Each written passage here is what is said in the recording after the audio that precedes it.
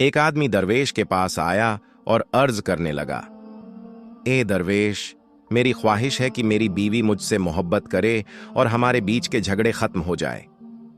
दरवेश ने मुस्कुराकर जवाब दिया, अगर तुम सच में चाहते हो कि तुम्हारी बीवी तुमसे प्यार करे तो मुझे शेर की एक मूंछ लाकर दो, तब मैं तुम्हारे लिए एक खास नुस्खा बना दूंगा।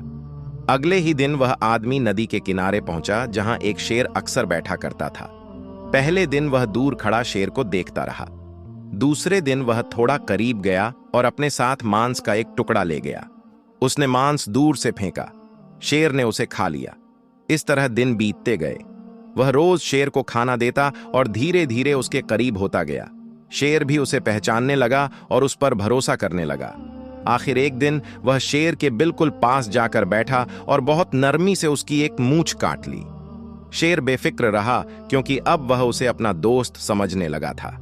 वह आदमी खुशी खुशी दरवेश के पास आया और शेर की मूंछ पेश की। दरवेश मुस्कुराकर बोला, जब तुम सब्र, हौसले और नरमी से शेर का दिल जीत सकते हो तो अपनी बीवी का दिल जीतना तुम्हारे लिए मुश्किल क्यों है? याद रखो, मोहब्बत कभी जबरदस्ती या किसी नुस्खे से पैदा नहीं होती, बल्कि बर्दाश्त, हौसले और सब्र से पनपती है।